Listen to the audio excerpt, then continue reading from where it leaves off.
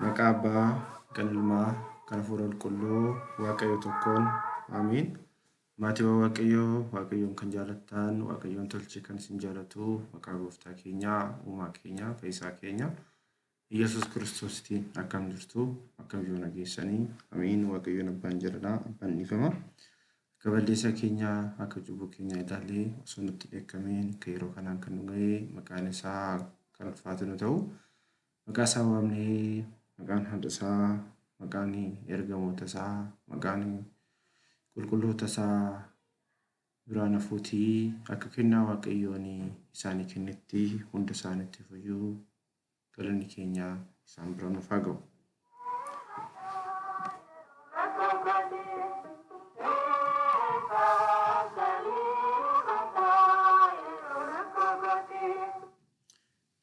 Guyyaa irraa wajjin kan ilaallu immoo sooma raajotaa isa jedhudha. Duraan dursee bakka sooma raajotaa geessanii jechuun barbaada.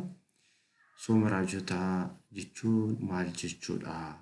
Soomni immoo hiikumti soomayyuu maalidha? Isa jedhu sanii wajjin ilaalla. Akka mata dureetitti kan nuti godhannu Iyyoo'eel boqonnaa 2 lakkoofsa 13 irraa isa jiru fudhanneetoo egaa laphee keessan tarsaasaa malee uffata keessan hin tarsaasinaa. Gara Waaqayyoo Gooftaa keessanitti deebi'aa. Inni araara qabeessaa fi ho'a qabeessa waan ta'eef eekkamsatti hin ariifatu. Gaarummaan isaas baay'eedha. Wanta hamaa namatti ergu irraa of ni qusata. Isa jedhu wajjin ilaalla jechuudha. Egaa maatiiwwan Waaqayyoo akkuma beekamu manni amantaa Ortodoksii sooma bakka lamatti qooddi.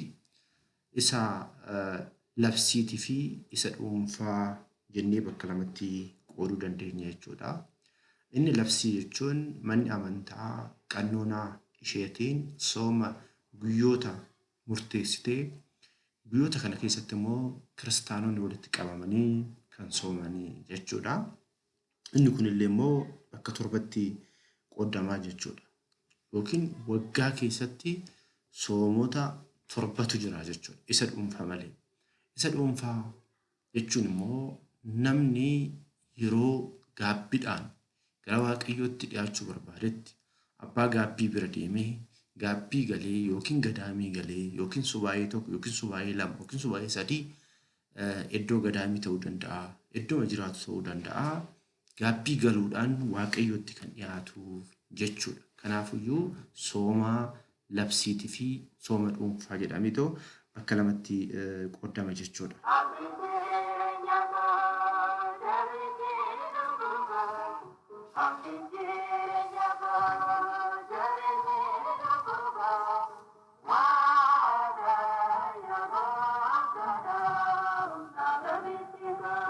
Egaa sooma kana erga waa'ee soomaa haala kanaan ilaalleen boodatti sooma jechuun immoo maal jechuudha? Faayidaan sooma maalidha? Namni maalidhaan sooma? Maalirraa soomuu qaba? Isa jedhu san immoo wajjin ilaalla jechuudha. Obboleewwan koo yeroo baay'ee nuti akkuma aadaatti wanti fudhanne tokko hin jira. Inni guddaan sooma yeroo soomnu maalirraa soomuu qabna isa jedhu san beekuu qabna jechuudha. Akkuma aadaa godhanneetoo namoonni baay'een keenya hundi keenya iyyuu jechuudha. Yeroo soomnu wantoota akka aannanii, wantoota akka buuphaa, wantoota akka foonii, wantoota ta'an irraa hin soomna. Garuu sooma jechuun isaayidha. Wanti guddaan sooma jechuun isaayii. Nuti yoo beelanne Waaqayyoon hin gammachiifnaayi. Waaqayyoon immoo nuti yoo beelanne yookiin waan horii kanarraa waan fagaannedhaa fi nutti gammadaayi. Isa jedhu sana of gaafachuu qabna jechuudha. Sooma jechuun inni guddaan laphee ofii qulqulleessuu jechuudha. Laphee ofii qulqulleessuu jechuun immoo maal jechuudha? Wantoonni baay'een gara laphee keenyatti kan dhufanii ni jiraatu. Isaan san addaan baafnee beekuu jechuudha. Fakkeenyaaf hammeenyi gara keenyatti dhufuu danda'a. Namni falfalu jiraachuu danda'a. Namni sagaagalu jiraachuu danda'a. Namni obboleessa isaa saamu jiraachuu danda'a. Namni obboleessa isaa arrabsee jiraachuu danda'a. Kana jechuun maal jechuudha? Alaa gara keessa keenyatti kan dhufu jechuudha. Kanaafidha nama kan xureessu kan jedhame keessaa alarraa gara keessa keenyatti kan dhufu nama ni xureessa. Akkasumas wantoonni baafnullee immoo nama hin xureessa. Fakkeenyaaf namni fiilmii walqunnamtii saalaa ilaalu tokko yeroo baay'ee keessa isaatti maaltu dhaga'ama? Isa jedhu sanan of gaafanne jechuudha. Gaafa fiilmii sana ilaalu nama sanitti fedhii walqunnamtii saalaa itti waan dhagahamuu fi alaa dhiibbanii gara keessatti dhufe kun immoo keessaa gara alaatti yookiin walqunnamtii saalaa akka raawwannuudhaaf nu kakaasa jechuudha. Kanaafiyyuu dhiibban ilmoo namaatirra gahu alaa gara keessattis dhufuu danda'a, keessaa gara alaatti illee immoo bahuu danda'a jechuudha. Kanaaf walumaa galatti sooma jechuun wantoota waaqayyoodhaan walitti nu buusu irraa fagaachuu, qulqullaa'uu jechuudha.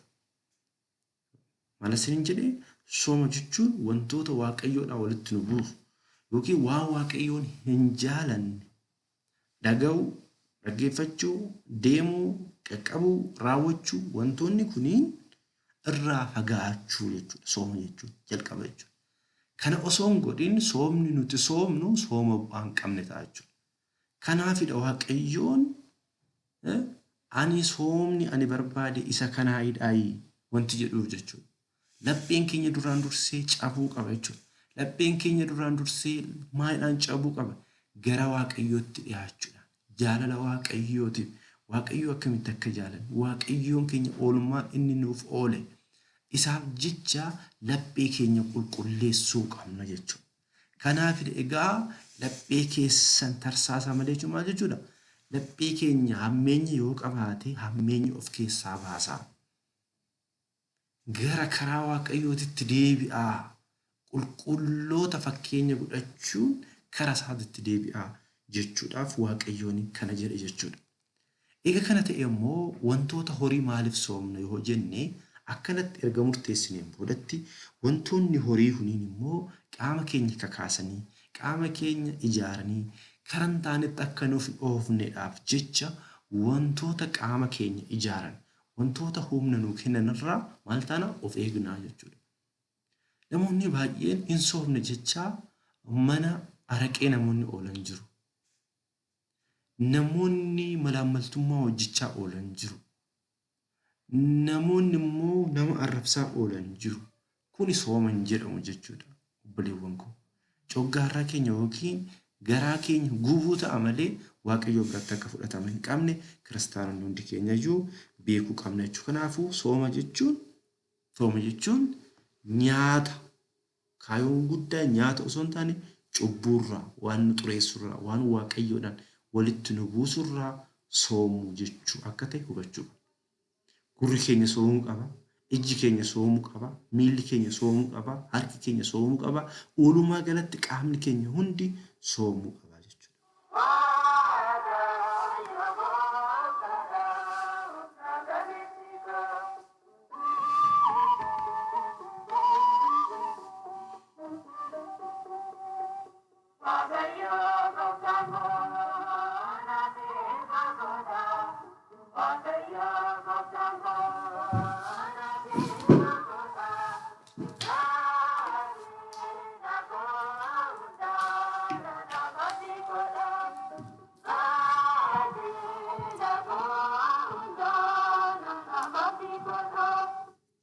Egaa sooma kanaa erga akkanatti soomneen boodatti immoo laphee cabdeedhaan gara waaqayyootti dhiyaanna jechuudha. Sooma eegaluun dura immoo gaabbii galuun waan raawwannerraa qulqullaa'uu nu barbaachisa waan ta'eef kiristaanonni hundi isaatiiyyuu gaabbii galuudhaan gara waaqayyootti dhiyaachuu qabna jechuudha. Erga kana ilaallee akkuma beekamu sooma amma eegalle keessattuyyuu Sadaasa bulii 15 irraa soomni eegalee jira. Sooma lamatu jalqabee inni tokko sooma raajotaa isa jennu waggaa waggaadhaan Sadaasa bulii 15 irraa eegalee soomnudha jechuudha. Inni biraa immoo haala biyya keenya keessatti nageenyi dhabamuu, namni ajjeefamaa jiraachuu, namni saamamaa jiraachuu, dhiigni jiguu waan ta'eef abboonni immoo bulii sadaasaa bulii 15 hanga 21tti ganama kaanee isgootaa dhaabbachuu akka qabnu gara waaqayyootti dhiyaachuu akka qabnu labsanii jiru waan ta'eef kiristaanonni hundi keenya iyyuu sooma kanatti haa cimnu jechuun barbaada. Egaa akka soomni raajotaa soomawwan labsii torban keessaa tokko akka ta'e hundi keenya iyyuu hin beekna. Kunis immoo yeroo hundaayyuu jechuudha waggaa waggaadhaan bulii 15tti eegala jechuudha. Ayyaanni kun bulii 15 irraa eegalee hanga jala bultii dhaloota gooftaa keenya Iyyasuus Kiristoositti hin soomamaa jechuudha. Sooma kana Maatiyos, Maarqos, Luqaas illee maal godhee jira? Gabaasee jira jechuudha. Sooma raajotaa kaniin Maatiyos, Maarqos, Luqaas illee jedhee jira. Sadaasaa bulii 15 kana jechuun maal jechuun barbaade jechuudha walumaa galatti soomni kun jechuudha bara Maatiyos, Maarqos, Luqaas yoo ta'e daarii yookiin sadaasa bulii 15 hanga muddee 28tti soomamee guyyaa dhalootaa gaafa muddee 29 ayyaanni dhaloota gooftaa hin kabajamaa jechuudha. Maal jechuudha? Soomni gaafa 20 muddee 29 ni nyaatamaa yookiin hin soomamuu gaafa san guyyaa ayyaanaa jenneetoo waamnaa jechuudha. Kuni bara Maatiyos, Maarqos, Luqaas yoo ta'edha jechuudha. Yoo bara Yohaannis yoo ta'e immoo garuu ammallee sadaasa 15 irraa eegalee hanga muddee 27tti hin soomnaa gaafa 28 immoo ayyaanichi hin kabajamaa jechuudha. Maal jechuudha? Bara Yohaannis yoo ta'e qofaa muddee 28 hiikamaa jechuudha yookiin ayyaanni kabajamaa jechuudha. Kanaaf haala kanaan haa hubatamu. Kanaaf hanga muddee 29tti soomameetu jechuudha. Maarree garaagarummaan guyyoota immoo hin jiraas keessattuyyuu sadaasa bulii 15 hanga muddee 29tti guyyoota jiran yoo jenne yoo lakkoofne jechuudha guyyoota 40 argachuu dandeenya jechuudha. Guyyoonni kuniin walumaa galatti nuti sooma guyyaa 43 soomnaa. 40 sooma raajotaati. Guyyaan 40 nuti soomnu sun sooma raajotaa jedhama. Raajonni ilaalla wajjin gulanaa soomanii jiru jechuudha. Raajonni maaliif soomanii isa jedhu san immoo boodarra wajjin ilaalla jechuudha. Guyyaa 3 immoo itti dabalamteerti. Guyyaan 3 itti dabalame kun immoo sooma Abrahaam isa Sooriyaa isa jedhamuudhaan hin beekamaa jechuudha. Egaa akka guyyaan 43 haala kanaan ta'a. Guyyaan 44 illee immoo yeroon itti ta'u hin jira jechuudha. Sooma ifaa yookiin mul'innaa sooma gahaad isa jedhama jechuudha. Walumaa galatti soomni nuti soomnu sooma guyyaa 43 yookiin 44 akka soomnu hubachuu qabna jechuudha kiristaanota.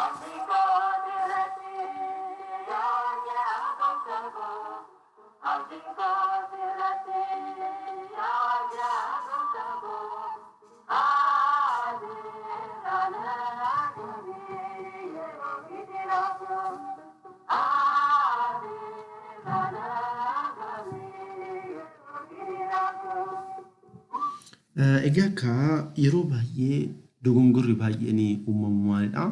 Namoonni baay'een sooma kana osoo hin soomin sooma gaafa guyyaa jala bultii bichaa warroonni sooman hin jiru jechuudha. Kunis sirrii miti jechuudha. Sooma kan namni soomuu qabu sadaasa bulii 15 eegalee hanga muddee 8 yookiin 29tti soomuu qabaa. Kanaafiyyuu haala kanaanii haa hubannu kiristaanota.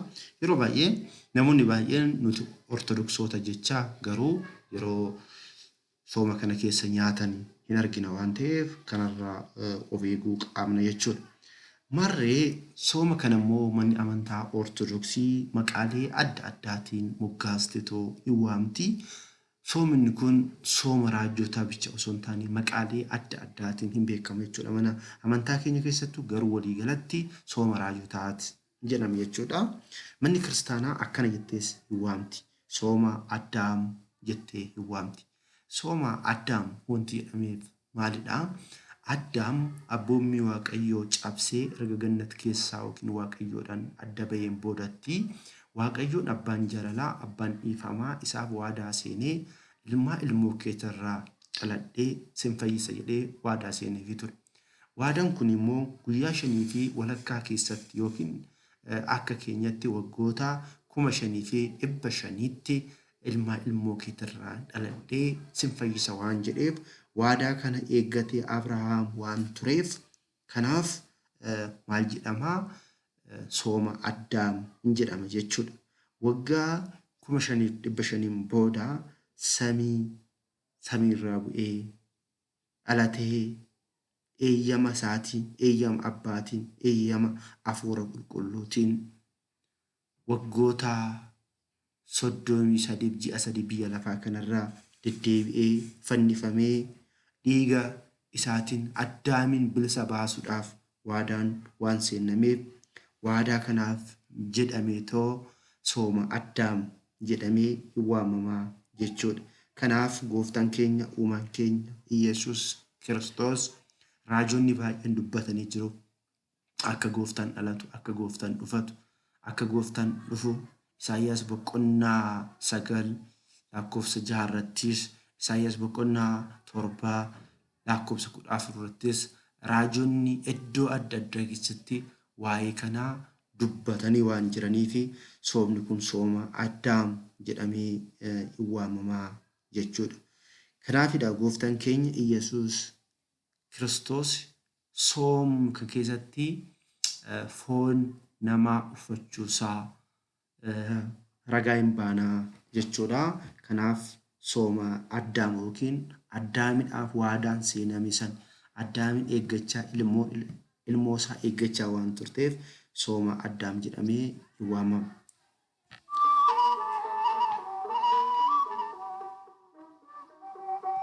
Inni lammataa immoo sooma raajotaati.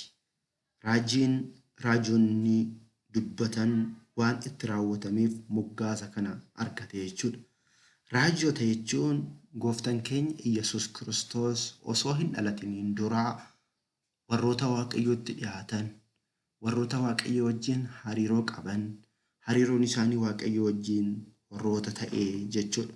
Raajonni baroota garaagaraa keessa ka'an waan Waaqayyo fuulduratti gochuuf yaade ija amantiidhaan ilaalanii iccitii ifa baheef kan fagaate dhiyaatee kan dhokate guddate arganii raajii dubbatan.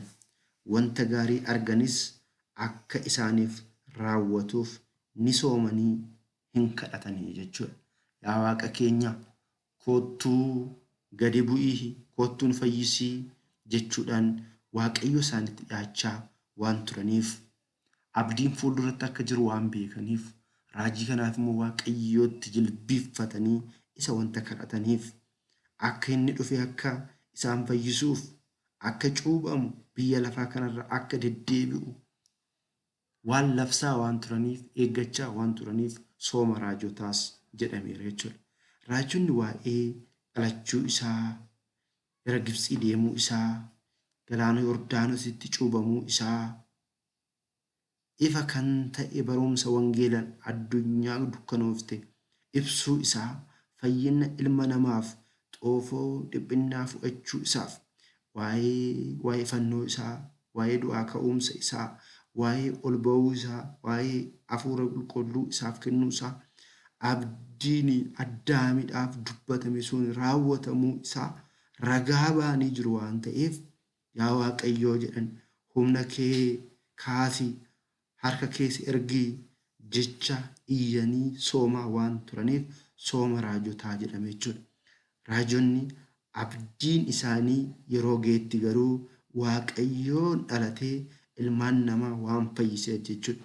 Isaayyaas boqonnaa 58 lakkoofsa 1 irratti Waaqayyoo waan hin raawwanne hin dubbatu, waan dubbate ammoo hin harkisu jedhanii amanuun gammadaniiru.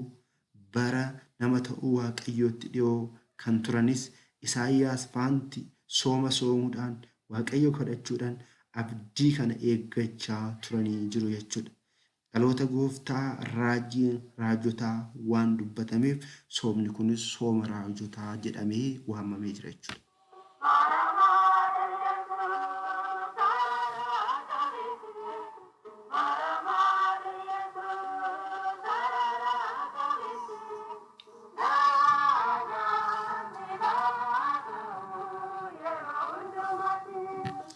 Inni biraa immoo inni sadaffaan sooma lallabaa jedhame jechuudha.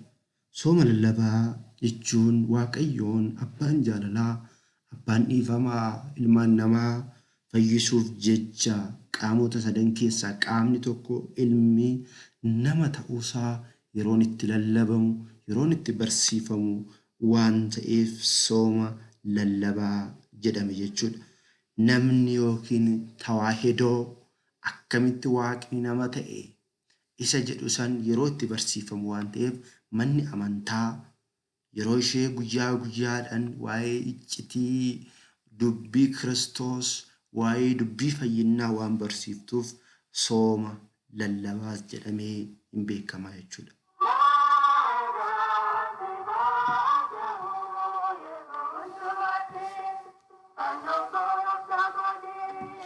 Inni biraa immoo sooma Filiphos hin jedhama jechuudha. Filiphos jechuun duuka bu'oota gooftaa keessaa isa tokko isa ta'es yoo ta'u, barattoota gooftaa keessaa tokko kan ta'e Filiphos gara Afrikaa deemee barsiisaa ture. Ardii kana keessattis warreen hin amanneen ajjeefamee reeffi isaa oksame. Haa ta'u malee barattoonni isaa reeffa isaa awwaalchuuf waan barbaadaniif Sadaasaa gaafa guyyaa 15 irraa eegalanii sooma Waaqayyoon kadhachuun eegalan duuka bu'oonni jechuudha. Guyyaa 3 booda reeffa isaa argatanii erga awwaalanii booda hanga guyyaa yaadannoo dhaloota gooftaa keenyatti itti fufanii waan soomaniif sooma Filiphos jedhamees beekama.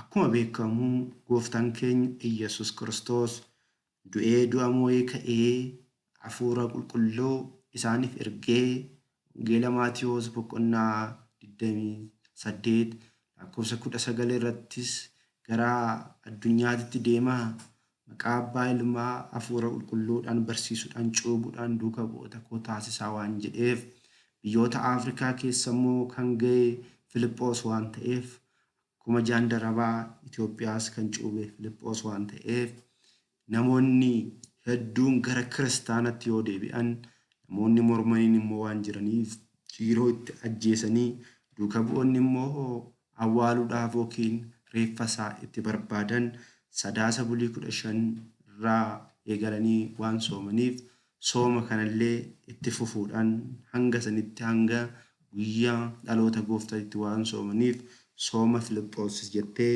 manni amantaa keenyaa hin waamte jechuudha.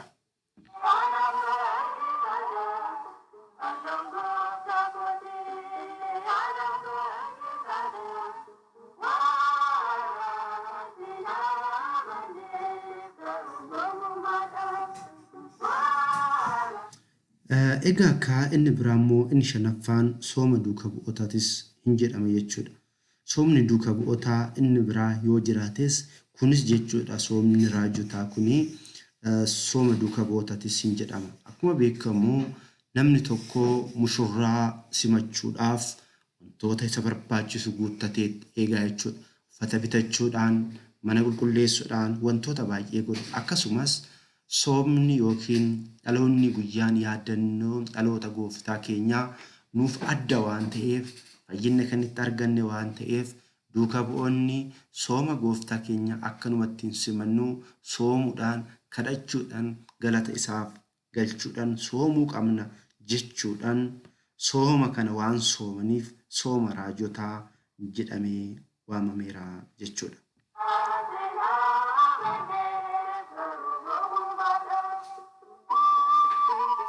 Inni biraa immoo inni jahaffaan sooma Maariyaamis hin jedhama. Kunis immoo qulqulluun ergamaanii Gabri'eel hafuura qulqulluu gara durboo Maariyaamitti ergamuun akka isheen waaqa deessu yommuu misirrichoo itti dubbatu waaqa samii fi lafaa akkamittan daha jechuudhaan gooftaa keenya da'uun dura sooma waan turteef sooma Maariyaam jedhamee waamama. Egaa raajonnii fi duuka bu'oonni sooma kana soomuudhaan sugaa ittiin argatanii jiru. Abboonni mana kiristaanaa keenyaas nuti har'a kiristaanonni Waaqayyo irraa sugaa akka itti argannuudhaa fi qannoonaa isheetiin murteessitee manni kiristaanaa waan kana nuuf keechee jirti jechuudha. Maarri amma immoo gaafii tokko mee ofaa gaafannu kiristaanotaa gaafii akkana jedhu. Sooma kana nuti maaliif soomna? Wanta jedhu ofaa gaafannu.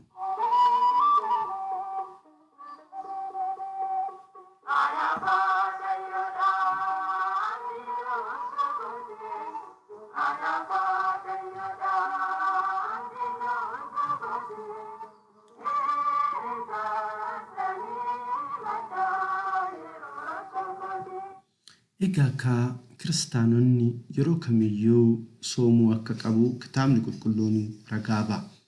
Soomni tokko kan soomamu rakkoo keessoo keenyaa, rakkoo biyyaa, rakkoo fayyaatirraa qulqullaa'uudhaaf soomamaa jechuudha.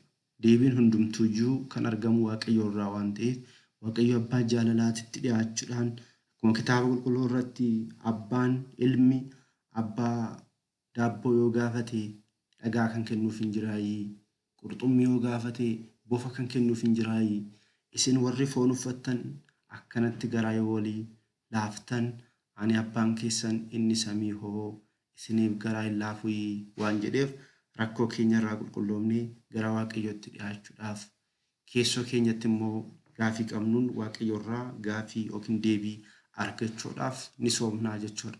Har'a biyya keenya keessa rakkoo akkamiitu jira? Rakkoon fayyaa hin jiru, hafuurri hamaan nu jeeqaan jiru, namoonni baay'een hafuura hamaadhaan jeeqamaa jiru, hafuurri dhaloota irraa nutti darbe, hafuura warra hafuura hamaa kan ta'an kan seexanaa jechuudha. Wantoota maatiin keenya dura raawwatu irraa namoonni baay'een fayyaan keessan kan jeeqamu waan jiruuf laphee cabdeen gara Kiristoositti dhiyaachuudhaan Waaqayyootti dhiyaachuudhaan balleessinee jirraa dhiifama nu godhi jechuudhaan isa gara isaatitti gaafa dhiyaanne inni immoo abbaa jaalalaa waan ta'eef dheekkamsaaf kan hin ariifanne fayyisuudhaaf kan ariifatu Waaqayyo abbaa jaalalaa waan qabnuuf kiristaanonni har'a hundi keenya iyyuu laphee cabdeedhaan gara Waaqayyootti dhiyaachuu qabna. Hammeenya irraa fagaachuu qabna. Machiirraa fagaachuu qabna.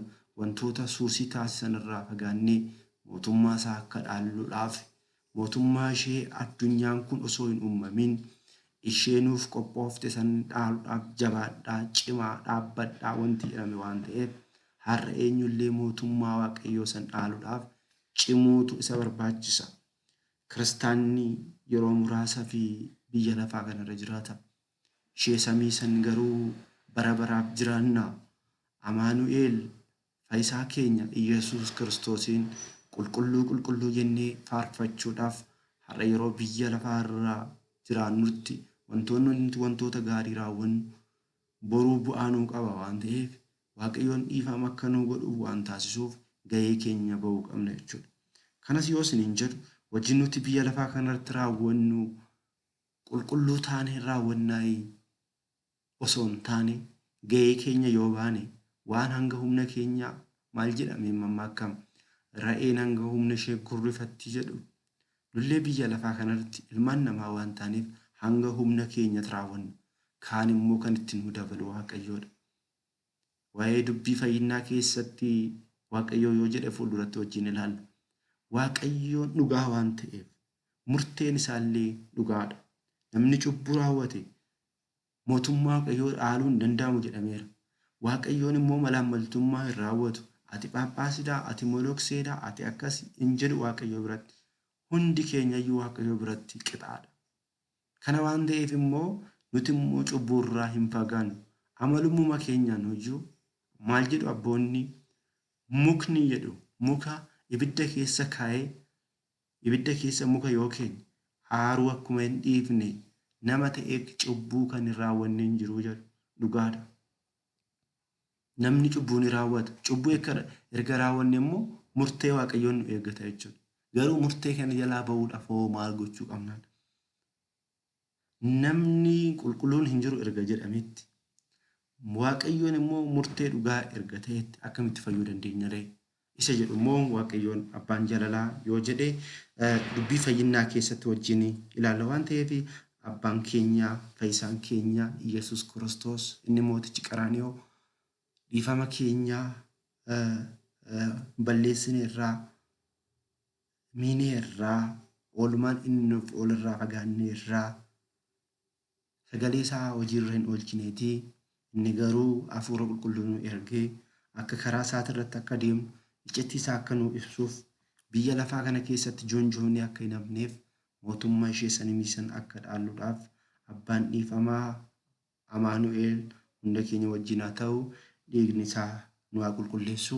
Araarsummaan haadha isaa araarsummaan qulqulloota wareegamtootaa warroota isaa warroota jaalatamanii hundi isaaniitu hunda keenya wajjin haa ta'u. Soomni kun sooma gaarii, sooma filatamaa, sooma Waaqayyootti dhiyaannee obboleewwan keenyaaf dhiifama goonee cubbuurraa fagaannu nuuf haa ta'u. Galanni Waaqayyoodhaaf haa ta'u.